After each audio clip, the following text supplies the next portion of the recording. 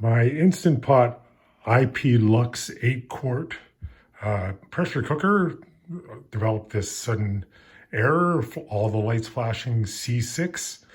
Looking it up on the internet, I realized that it's a problem with the pressure sensor. Here's the part I purchased from Amazon for $17 Canadian. It's labeled in Amazon as electric pressure cooker pressure sensor or switch KSD105. Start by unplugging the Instant Pot and flipping it over so that the bottom is at the top. And you need to first remove this screw right here. I'm using a Torx T15 screwdriver. If you don't have that, you can probably tease it off by finding an old hex key that you might have in a drawer. Then we rotate it just a fraction of an inch, and that allows us to lift the cover off like so. And this part right here is the pressure sensor that we'll have to change. So the pressure sensor is connected to these two spots on the control board. And you'll notice that there are two wires coming out of the pressure sensor.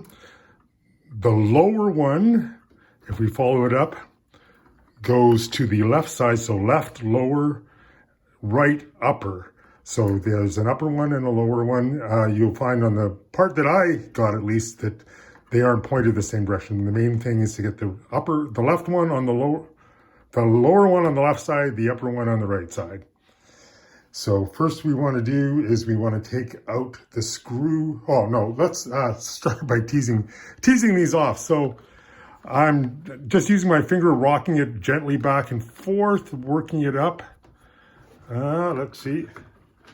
Not coming off super easily, but it is making progress, I think.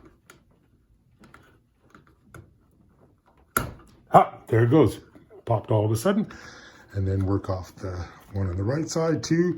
Grasping it with your fingers, rocking it back and forth.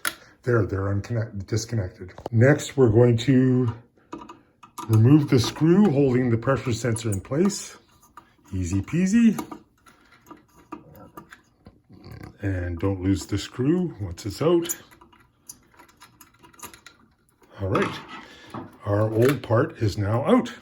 So now we're ready to install the new piece, which I have here. So the long flat part goes in the top, the little button thing down the bottom goes at the bottom. And we just slide it into place where the old one was. And insert the screw. Get things all lined up. Get the screw started here. And screw it down into place. All nice and lined up. Now we reconnect the wires. So let's see, how did I have it here?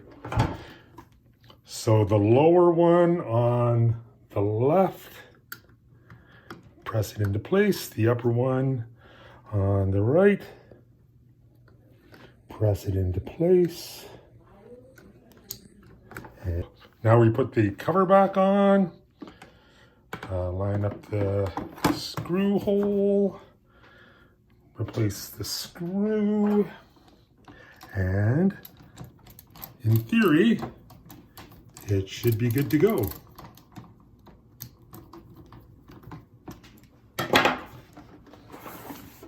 Ready to test it. So I put about a cup and a half of water into the pot and sealed the lid on top, plugged it in, and the first bit of good news is we're no longer getting the error message. Now I'm gonna put it on manual. I'm just gonna set it for, let's just set it for a minute just to make sure that it gets up to pressure. Oh, let's say 2 minutes. We'll make sure that it gets up to pressure and doesn't do anything unexpected. So let's cross our fingers and see what we get. The little steam, the pressure release valve has popped up, so that's a good sign.